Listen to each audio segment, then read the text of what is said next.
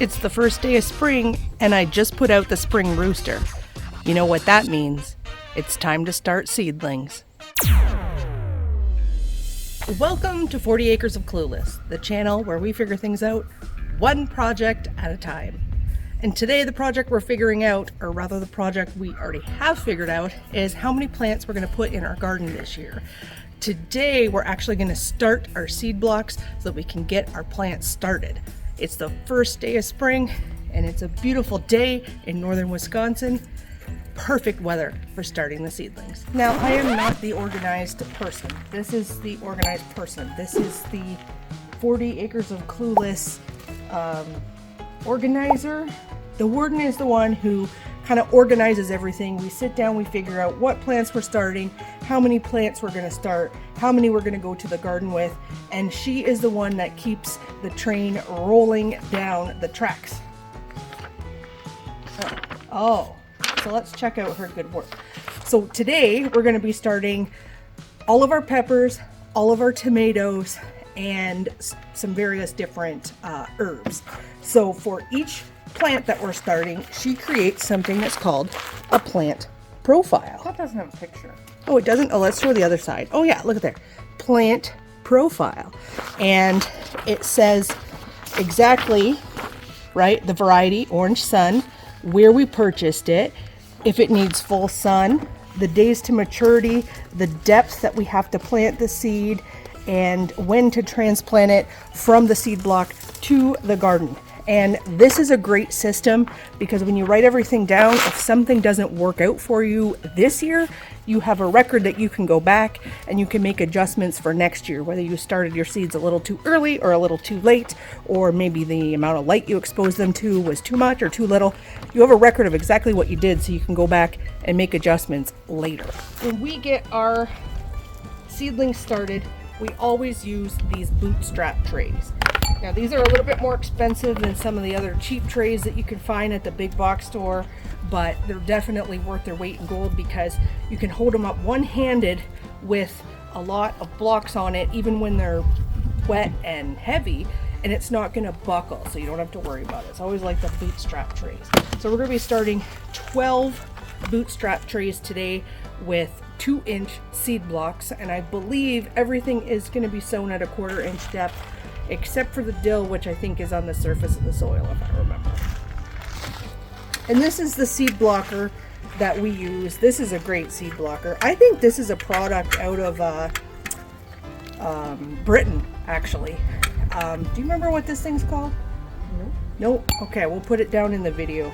I think it is English stuff. Yeah, but I think we had to order it from Britain, and it came with this one that does the 2-inch blocks, and it's got kind of these little, I call them nipples, that precisely measures a 1/4 inch depth for seed sowing, and it also has a plug that is 1/2 inch deep, and then it also has a bigger 4-inch block that these little 2-inch blocks will go right into once the plants germinate and they need to be transplanted to something bigger. So this thing, I think, is the 4th year that I've used it, and it's great. You can see it's kind of dirty, but that's what we use here. And then for starting my seeds, I actually don't use a seed starting mixture. This seed blocker does come with like a little tray that's like this big that you can start seeds in. And then transplant those little blocks into the 2-inch blocks, but I think that's a lot of messing around. So I just use this stuff here. This is the Fox Farm. This is a totally organic soil to start the seeds in, and then I actually also make the 4-inch blocks out of those, and I add a little bit of peat into that when I make the 4-inch blocks. But I really like this soil. It tends to create like a really nice texture, and we get really good germination rates with this as long as we can keep it nice and moist.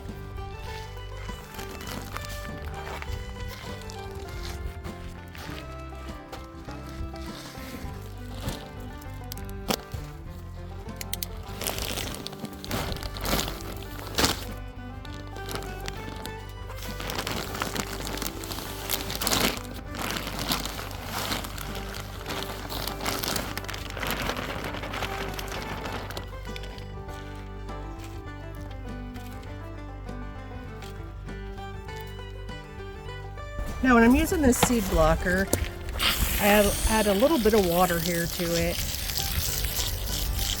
This stuff has pretty decent moisture. It was sitting out at the store outside, so it's kind of absorbed a little bit of moisture.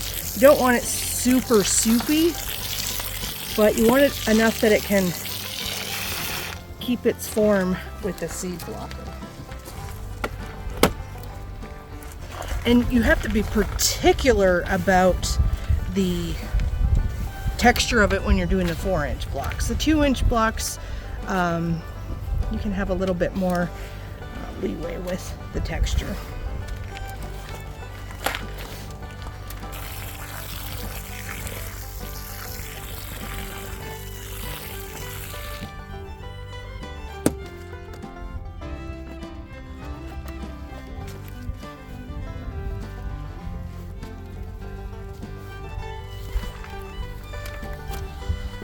That's starting to look a little better.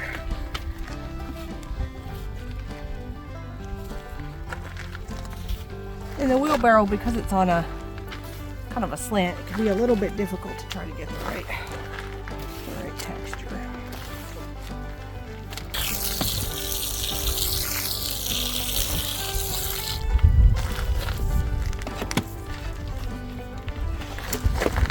There, that's better.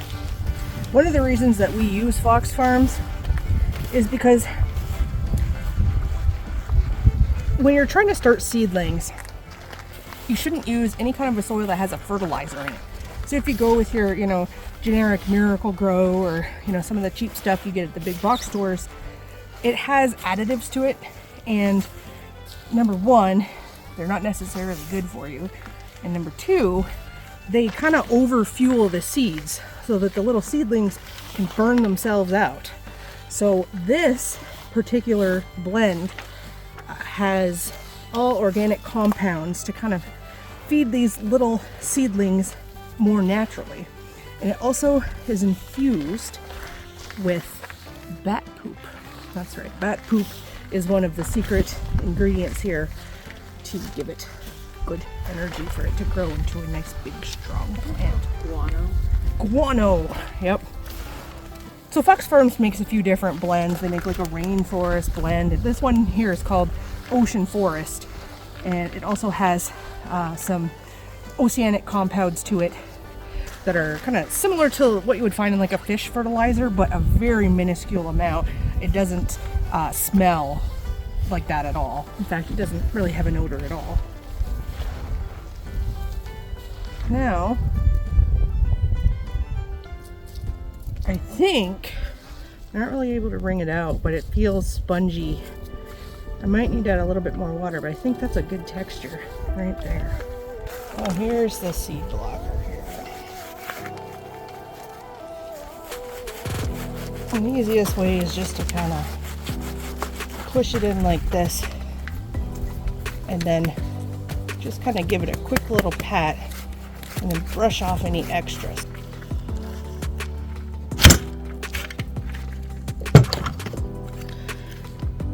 Then I move them with this little tongs. Like that.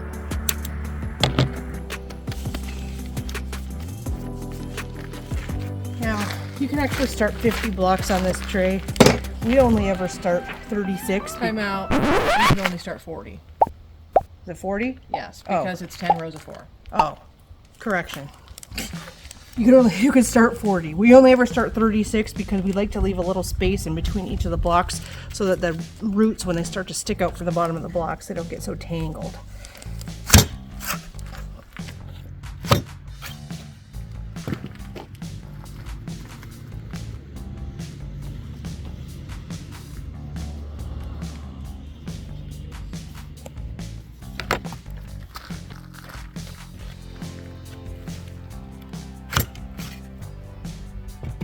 Now see that I've added more water to the mixture? The blocks are just a little bit more firmer. Still have to be careful. Voila! The first tray. Now they're ready for seeding.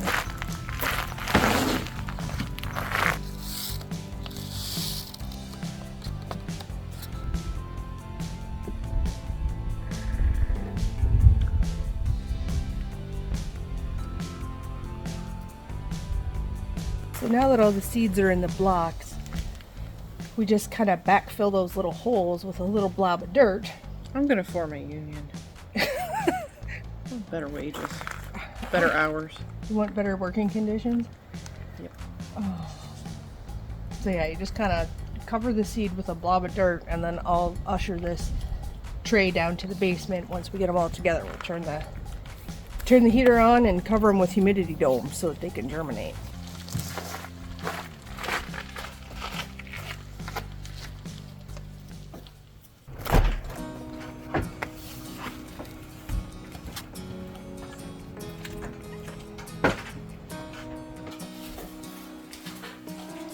Here we go. That is the last one out of this push. So we've got all of the seed blocks here, and I'm ready to put on my humidity domes. Now with the bootstrap trays, you can get these plastic clear covers, and these are called humidity domes. And that's exactly what they're intended to do. They fit right over top of the tray, and they keep the moisture inside of here so that your blocks don't dry out, and it really increases the number of blocks that are going to germinate.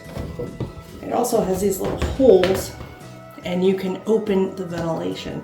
So if you see that there's too much condensation inside of the dome, you can go ahead and open that up.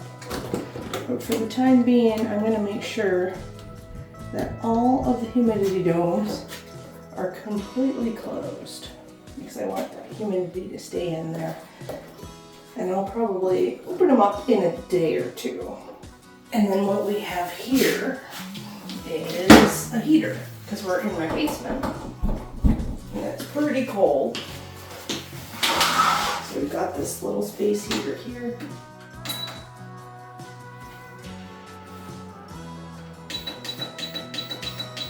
And I'm going to set it to 78 degrees because it's actually going to be warmer because heat rises. So it'll be warmer up near where the top of the plants are. And then we'll get a humidity dome on this last guy. And we're going to move him up a little higher over there so he's not right next to the heat. But I do also have a thermometer in here. And this is the thermometer I have. So this thermometer will give me a reading on my weather station upstairs to let me know what the temperature is in this room. So if I put this thermometer up at the same level where the top level of the plants are, it's going to tell me what that temperature is, because peppers need to be at least 80 degrees to germinate, and they can tolerate anything as high as 90. So if I set it to 78 degrees down here, it should be about 84, 85 degrees up top where I have my plants. And then of course, when these plants do sprout and they start to grow, that's when I'll turn the grow lights on. Woo! It is pretty bright in here. So if you guys want to see how I actually set up this room, how I organize my plant room, how I keep track of everything and label everything, I want you to click on this video right here, and that'll show you. Until next time, we'll see you later.